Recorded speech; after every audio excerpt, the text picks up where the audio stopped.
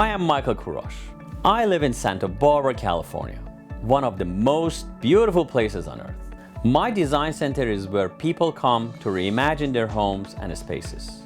I work with the best designers, clients with broad tastes, and experts who navigate the fascinating world of design. I'm always excited to learn something new, and I never say no to a challenge.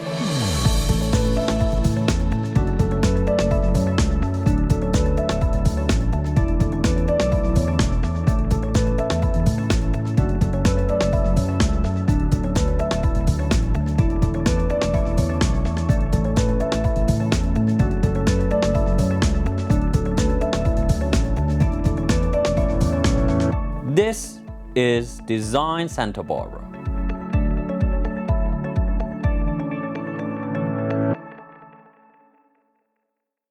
Welcome to Design Santa Barbara. I'm Michael Kourosh, and today we are in Santa Barbara Design Center, where I'm excited to share with you a truly fascinating episode. Over the seasons, we have talked about the numerous eras and styles of design. But this week, we are going to do a deep dive and explore the last 150 years of design and learn what these time periods are so special. Please join us. Our journey begins today with the arts and crafts movement, which many credit as the beginning of modern design. Started in England in the 1880s, the term was first coined by artist Thomas James Cobden Sanderson in 1877. Arts and crafts was a direct response to the Industrial Revolution.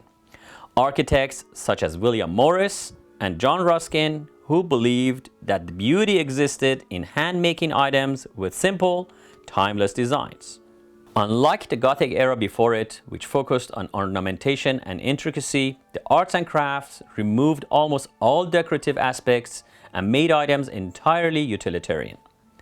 The movement quickly spread across America, where some bucked the handmade idea for machine working while maintaining the simplicity of the work. From furniture to homes, to wallpaper, the organic approach captivated designers and architects from around the world. In Japan, the movement was known as Mingei and followed a similar trajectory. A shining example of arts and crafts movement is the Awane Hotel in Yosemite National Park. This grand hotel features many of the core tenets of the movement and is one of the most visited locations in the park to this day. Let's look at some more examples of arts and crafts design.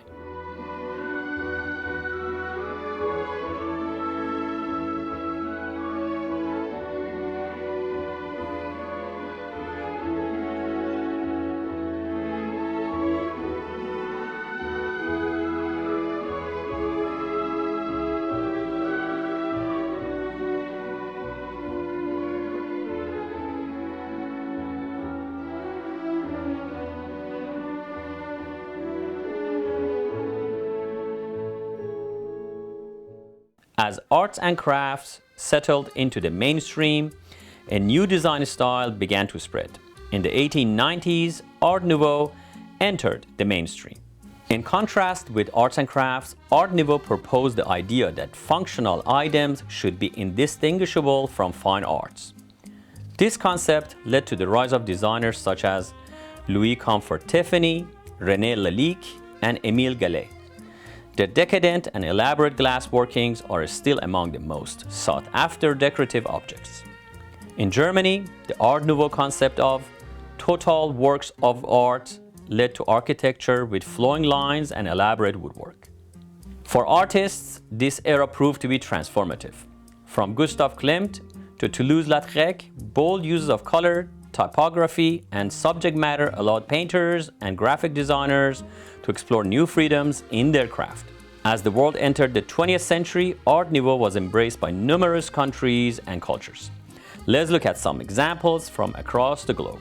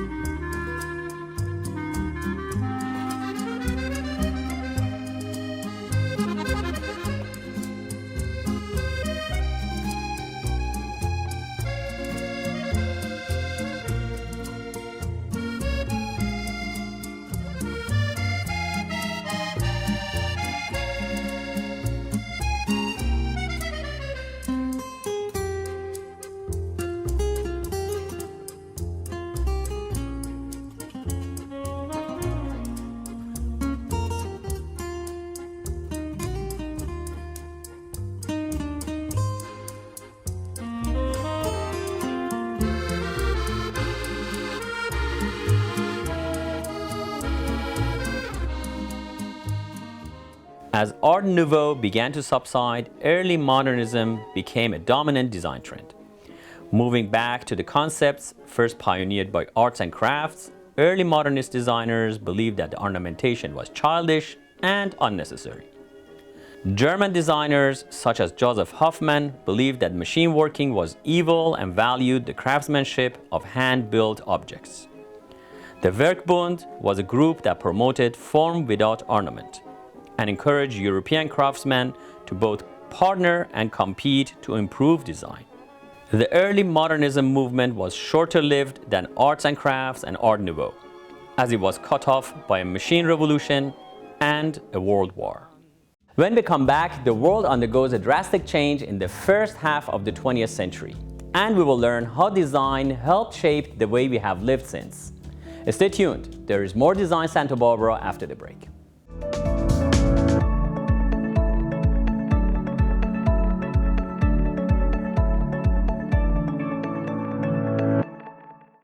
It's been an interesting time for all of us. It was difficult to be separated from the world, but I was incredibly lucky to be able to spend much time with my family. Being home for so long showed us just how important our living spaces are and why proper design is essential.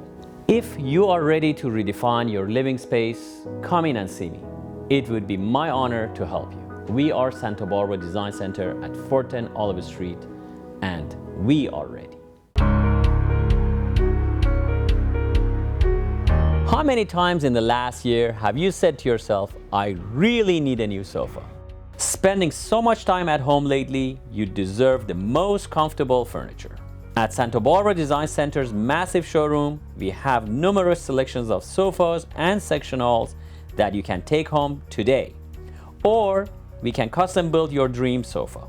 We make the most comfortable and stylish sofas and sectionals in the industry today. Just ask the top designers in Santa Barbara. They use our sofas and sectionals in their projects because they know clients are beyond satisfied with the results. For a decision as important as this, don't go online or buy from a catalog photo. Come into 410 Olive Street and let our experienced team help you find the perfect fit for your home. Trust me, you want to sit on it before you buy.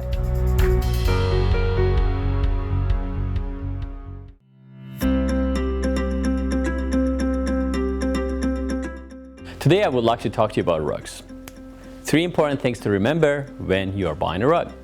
First is the size. Size is very important, and this is what you have to do your study. So if it's for a living room, I recommend to have the front legs of all the furniture to sit on the certain rug you're buying. So go measure it. Make sure you have at least a foot extended beyond the front legs. If you can afford it, get a rug that encompasses all the furniture to be sitting on it. So usually for a living room, you're talking an 8x10, 9x12, a bigger living room, 10x14, and if you want something to sit on it, 12x15 or 12x18. Second, there is a style. It is very important that the style you pick matches the house you have. Check the room. Is it a traditional house? Is it a modern house? Is it a transitional house? You pick the style matching your house and your living style. Lastly, and one of the most important steps, is the type of rug you're gonna buy. I highly recommend you to do your study and see what type of rug is good for your situation. Most rugs I recommend are hand knotted. So these are the type of rugs that they're done by hand. They're mostly natural fibers. They don't have any chemicals. They don't have any machines involved making it. They're hand knotted and they get more valuable over the time, and they're very durable and long lasting. These are 3 things to remember when you're buying a rug. Thank you for joining us.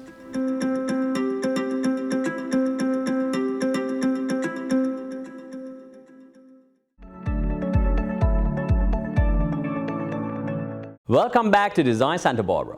This week we are exploring the last 150 years of design and how it has shaped the world we live in. When we last left off, the planet was on the brink of a war that will redefine life as we know it. In the early years of the 20th century, a major change in the way we manufacture took place. Henry Ford's Model T automobile became the first object to be built using an assembly line. This innovation kicked off a new leg of the Industrial Revolution and allowed designers to rethink the way they produce products. With the start of World War I, the modern design movement came to a grinding halt. countries mobilized all available production into the war effort, and by the time the conflict was over, millions were dead. In the wake of the so-called war to end all wars, people sought new design forms. After Germany's defeat in the war and the establishment of the Weimar Republic, a new optimism spread throughout the country.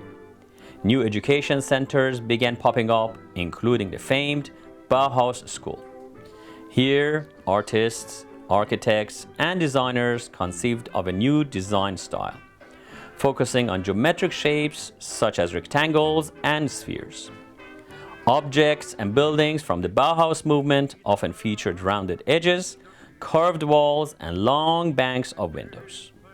Furniture incorporated chrome with curved edges. To this day, the Vasily chair is a common sight in homes around the world. We even have them here at Santa Barbara Design Center. Outside of Germany, the trauma of World War I led to a desire for luxury and high fashion, ushering in the Art Deco movement.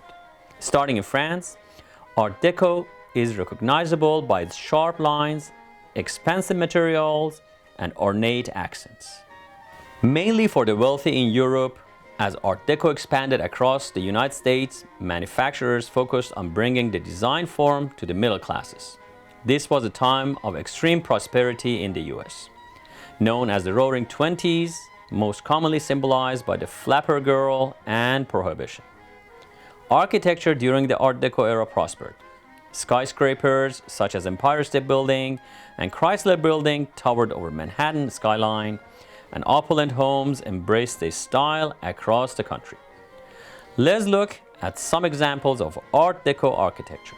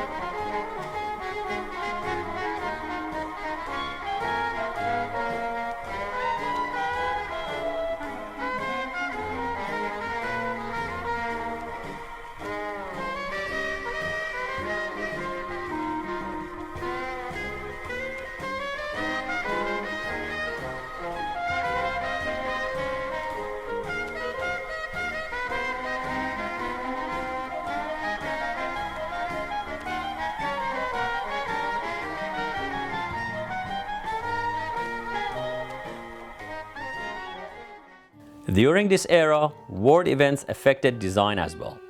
Howard Carter's discovery of King Tut's tomb was a pivotal moment in design and ushered in a renewed interest in ancient Egypt.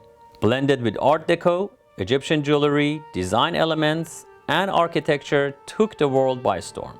In the midst of worldwide economic prosperity and incredible new forms of design, the unthinkable happened.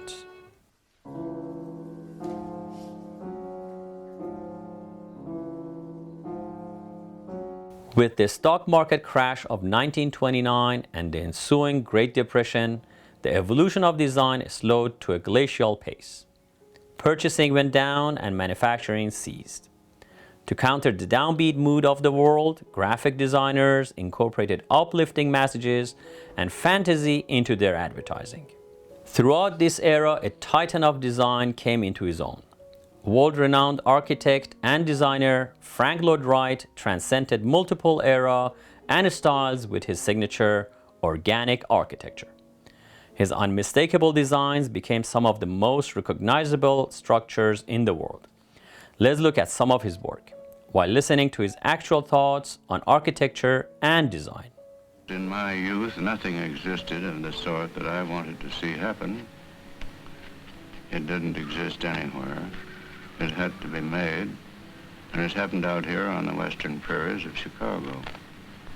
The first expression in humane terms of what we call now organic architecture. Organic architecture is an architecture from within outward in which entity is the ideal. We don't use the word organic as referring to something hanging in a butcher shop, you know. Organic means, in philosophic sense, entity, where the whole is to the part as the part is to the whole, and where the nature of the material is the nature of the purpose.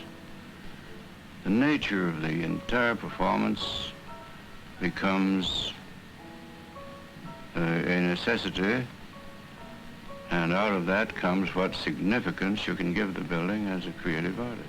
When you see the old post and beam construction, you can say this is the post and beam, post and beam. There's all a kind of superimposition. And if you wanted partitions, they cut and they would butt, you see, cut, butt, and slash. And if you wanted tension, you had to rivet something to something and make a connection that might give way.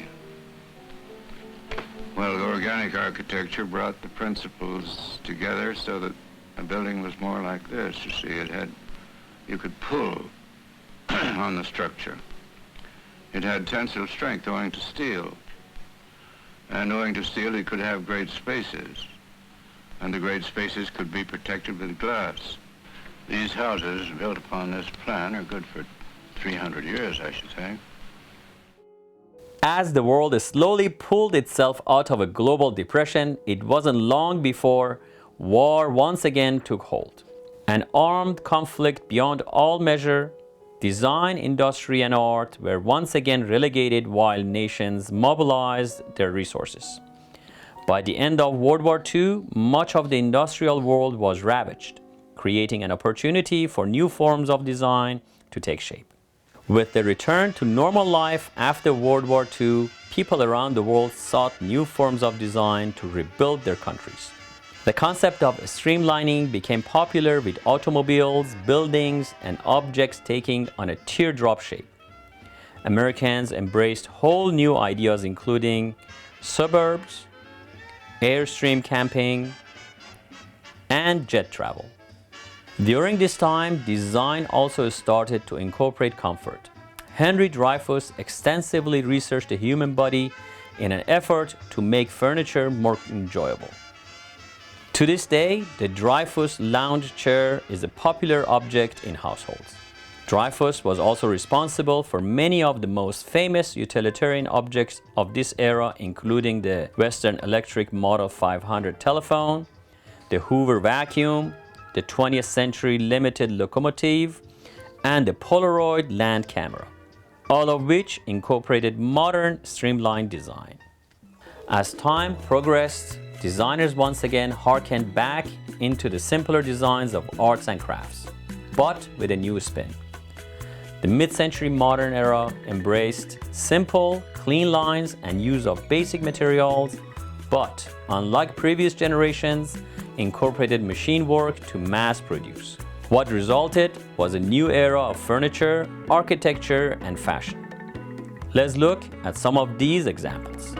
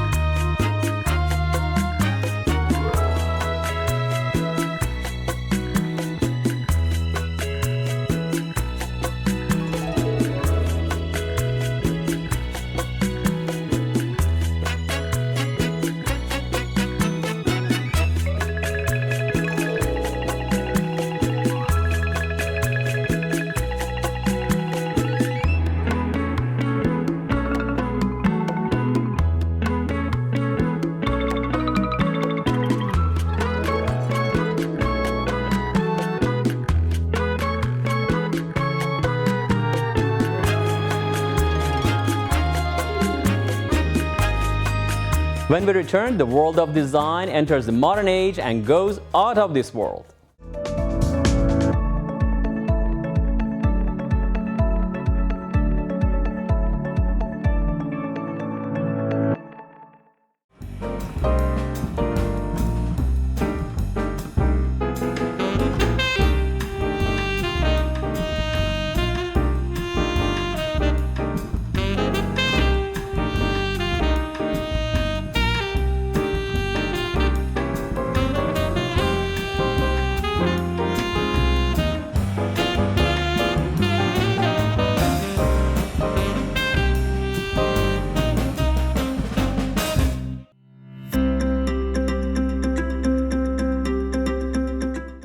Today on Design FYI, we're going to talk about what not to buy when you're going shopping for rugs. Most big outlets or national chains, they sell nowadays hand-tufted rugs. This sounds like it's hand knotted, it's done by hand, but actually they are not. It's called hand-tufted and is actually a gun that rolls the wool around the warp, and they are not good rugs at all. So this is a sample we're having here for you to see. Anything that has a backing like this, flip your rugs over at home, see if it has a backing, is absolutely not good. So what it does is it hides what they did below this thing, which is a latex glue, which actually is toxin. And if you have got any rugs over the net, I hate to say it, over the net, because it's easy to sell and they're inexpensive, you buy these things over the internet. So when it comes to your house, they smell. Have you noticed that? They smell more like a gasoline or more like a diesel because they don't let the latex cure. And the latex that glues this wool to this backing smells a lot. On top of that, they shed quite a lot. The wool is cheap because they need to be inexpensive, and they shed. I would not recommend you to get anything, again, that has a backing and is glued, because it comes apart very easily. It is temporary. It is not a green product because they wear very quickly, end up in the fill, and just basically as a landfill junk we are adding to our planet. The things I would recommend you to get, unlike these things that have backing, is the rugs that they have nuts to them.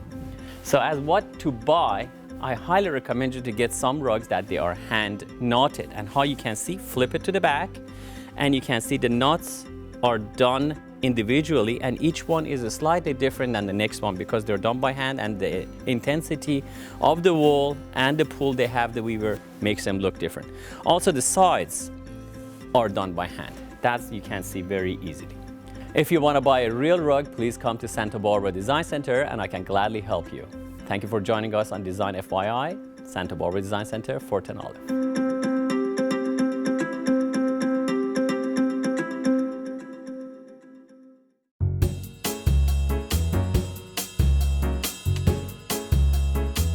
This week on Michael's Minutes, we are going to talk about sectionals. At Santa Barbara Design Center, we will custom build a sectional to your specifications at our factory right here in California.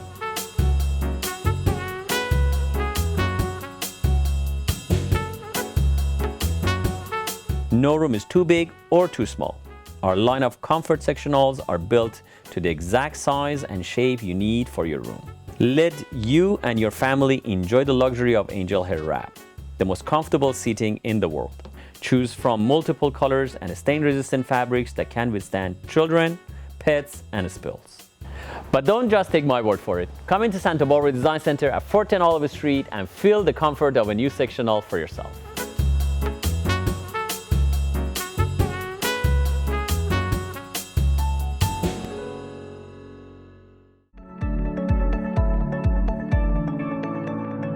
Welcome back to Design Santa Barbara. Today we are exploring the evolution of design over the past 150 years. When we last left off, the entire planet was rejoicing at the end of the largest armed conflict in human history. But big changes were about to come. By the late 1950s, the world focus turned to space. Expanding on mid-century modern design, the space age incorporated futuristic elements into design, including the Sputnik lamp, egg chairs, and vehicles meant to imitate spacecraft. In the second half of the 20th century, the pop art movement took shape. Artists such as Andy Warhol took objects from daily life and turned them into art, while Roy Lichtenstein transformed the daily comics into some of the most expensive works of art ever sold. For the last few decades, scholars have considered us to be in a postmodern world of design. This is highlighted by deconstructivism, the idea that design has no center, no inside, and no outside. Design elements including vibrant colors, asymmetrical forms, and as many say, a certain level of humor. Architects such as Frank Gehry embraced this concept with whimsical structures that subvert centuries of design, while Cesar Pelli strove to create the world's tallest buildings, pushing higher and higher each time. Let's look at some examples of postmodernism from around the world.